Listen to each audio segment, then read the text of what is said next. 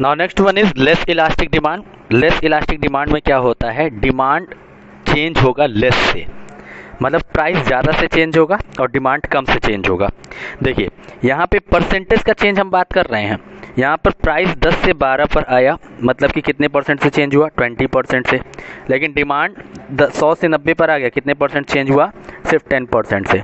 मतलब कि डिमांड कम से चेंज हुआ, लेस से चेंज हुआ। ठीक, तो इसको कैसे डिफाइन करोगे, when demand changes less than the price changes, या when percentage change in demand is less than the percentage change in price is known as less elastic demand। इसको डायग्राम के थ्रू देखो, y एक्सिस पर क्या है कि price दिया हुआ है 10 पर 100 का प्राइस, और प्राइस 10 से 12 पर गया, उससे कम से डिमांड चेंज हुआ। देखिए प्राइस इतने से चेंज हो रहा है और डिमांड सिर्फ थोड़े से चेंज हो रहा है। तो प्राइस जब डिमांड कम से चेंज होगा, यहाँ पे डिमांड कर्व क्या होता है आपका, स्लोपी होता है। डिमांड कर्व क्या होता है, स्लोपी होता है। और यहाँ पर इलास्टिसिटी ऑफ डिमांड की वैल्यू लेस होती है 1 से। इलास्टिसिटी ऑफ डिमांड की वैल्यू क्या होगी, लेस होगी। Come to the next, unitary elastic demand. Unitary का मतलब होता है यूनिट मतलब 1, यूनिटरी मतलब इक्वल भी होता है। यूनिटरी इलास्टिक डिमांड मतलब कि जब जितने से प्राइस चेंज होगा उतने से ही डिमांड चेंज हो, जितने से प्राइस चेंज होगा उतने से ही डिमांड चेंज हो। तो यहाँ पर देखिए प्राइस 20% से चेंज हो रहा है, क्वांटिटी डिमांडेड भी 20% से चेंज हो रहा है। तो इसको कैसे डिफाइन करोगे, when percentage change in quantity demanded is equals to percentage change in price, when percentage change in quantity demanded is equals to percentage change in price is known as unitary elastic demand। इसको क्या कहा जाता है, unitary elastic demand कहते हैं।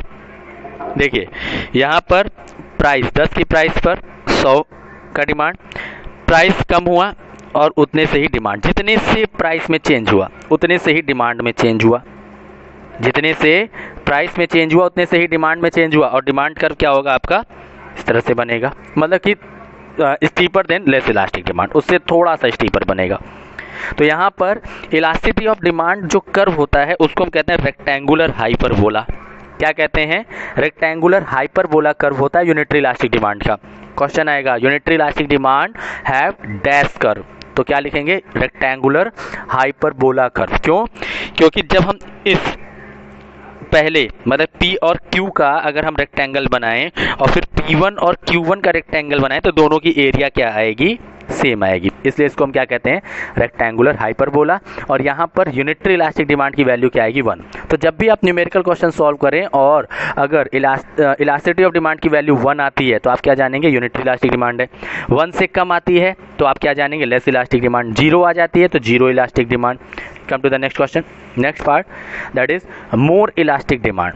अब more elastic demand में क्या होता है कि मोर का चेंज, प्राइस कम से चेंज होगा लेकिन डिमांड ज़्यादा से चेंज होगा। अब यहाँ पर देखिए प्राइस 10 से 8 पर आया, 20% से चेंज हुआ, लेकिन क्वांटिटी डिमांडेड 100 से 140 पर आ गया, मतलब 40% से चेंज हुआ।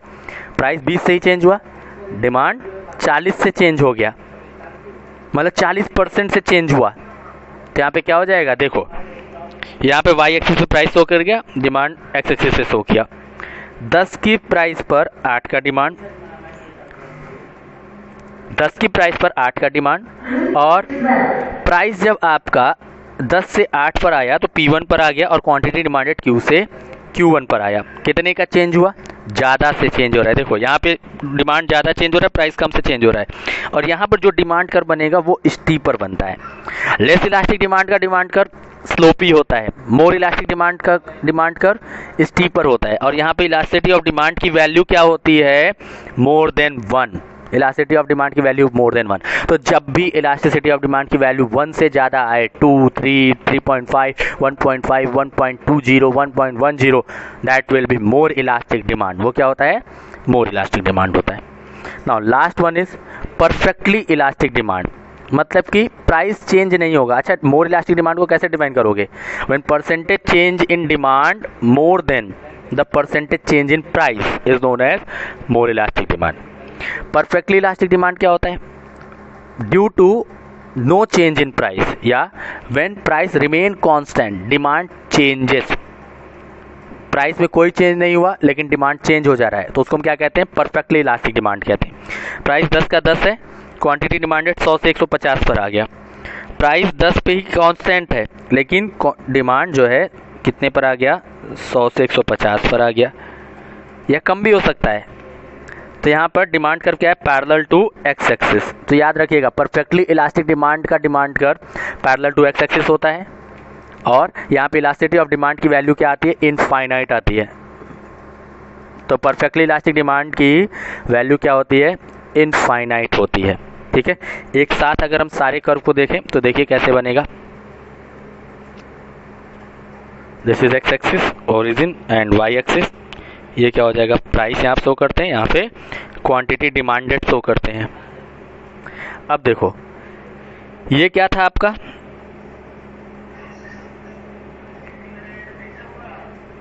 Zero elastic demand, parallel to Y axis, parallel to X axis. ये क्या हो जाएगा आपका? Perfectly elastic demand. ठीक है, अब ये क्या हो जाएगा? Unitary elastic demand, more elastic demand, less elastic demand.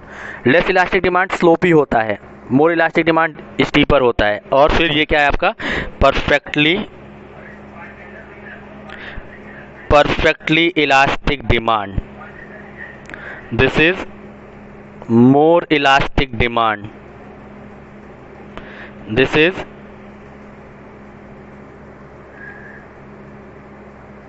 Unitary elastic demand.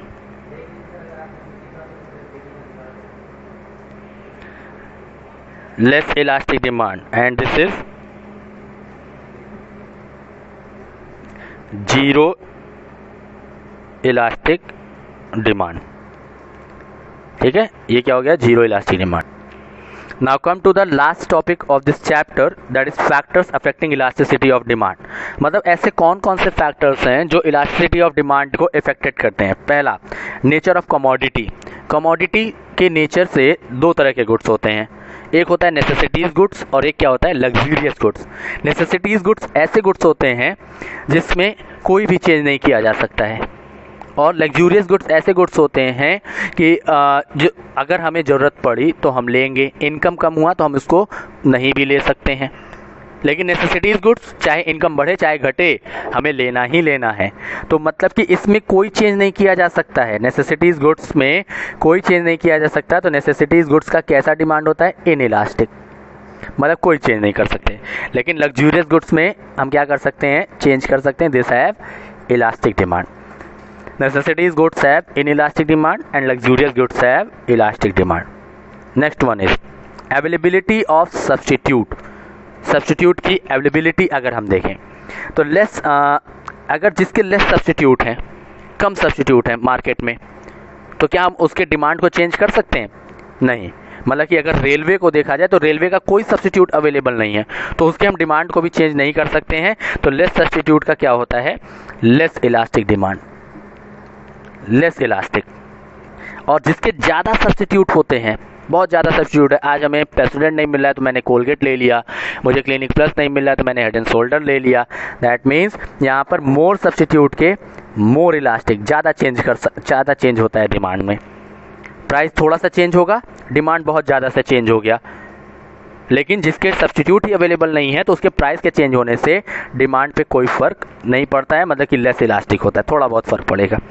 Next, number of uses of commodity. अगर हम किसी कमोडिटी का मल्टीपल यूज़ है और किसी कमोडिटी का सिंगल यूज़ है, तो जिसके मल्टीपल यूजेस होते हैं बहुत ज़्यादा, मतलब तीन जगह चार जगह यूज़ करते हैं, जैसे कि वाटर को नहाने के लिए यूज़ करते हैं, खाने के लिए यूज़ करते हैं, खाना बनाने के लिए यूज़ करते हैं, तो अगर उसकी प्राइस में चेंज हुआ तो हम किसी एक में यूज़ कम करेंगे और अनदर में यूजेस बढ़ा देंगे। तो इसका क्या होता है? आपका elastic demand.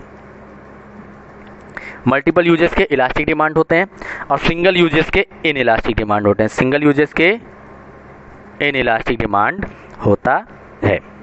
Next, postponement of use. अगर हम किसी कमोडिटी को पोस्टपोन कर सकते हैं, जैसे कि अगर हमें आज फॉर एग्जांपल खाना है पास्ता, तो हम उसको पोस्टपोन कर सकते हैं, नहीं चलो आज नहीं खाएंगे, कल परसों खा सकते हैं। लेकिन अगर हमें कोई मेडिसिन लेनी है, जेन्युइन मेडिसिन है, कैंसर की मेडिसिन है या कोई और जेन्युइन मेडिसिन है, तो उसको हम पोस्टपोन नहीं कर सकते। पोस्टपोन करने का मतलब फ्यूचर पे शिफ्ट कर देना, तो फ्यूचर पे नहीं शिफ्ट किया जा सकता। तो जिसको नहीं शिफ्ट किया जा सकता है उसका क्या होता है, इन इलास्टिक डिमांड क्या होता है, और जिसको फ्यूचर पे शिफ्ट किया जा सकता है उसका क्या होता है, इलास्टिक डिमांड। मतलब चेंज कर सकते हैं डिमांड को, आज नहीं तो कल। हैबिट ऑफ कंज्यूमर, अगर कंज्यूमर की हैबिट है किसी चीज़ को कंज्यूम करने की, वो हैबिचुअल है, तो वो डिमांड को चेंज नहीं करेगा। और लेकिन अगर इनहैबिचुअल है, कभी कभार हो गया, तो फिर आज अगर मिल रहा है तो ठीक, जब मिलेगा तब, ठीक है। तो इनहैबिचुअल का क्या होता है, इलास्टिक डिमांड, मतलब चेंज कर सकते हैं डिमांड को। लेकिन जो लोग हैबिचुअल होते हैं उनका क्या होता है, इन इलास्टिक डिमांड, वो लोग चेंज नहीं कर सकते। Proportion of income spend on commodity, अगर हम अपनी इनकम का माइनर प्रपोर्शन जिस पे खर्चा करते हैं तो उसकी डिमांड को तो हम चेंज नहीं कर सकते। क्यों? क्योंकि उस पर हम पहले से ही कम खर्च कर रहे हैं।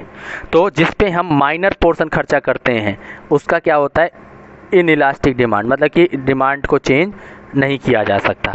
लेकिन अगर हम अपनी इनकम का मेजर पोर्शन जिस पे खर्चा कर रहे हैं तो उसका क्या होता है, इलास्टिक डिमांड होता है। मतलब कि आज मेजर पोर्शन खर्चा कर रहे हैं, ज़्यादा खर्चा कर रहे हैं, तो हम उसको कम कर सकते हैं या ज़्यादा भी कर सकते हैं, तो इलास्टिक डिमांड होता है।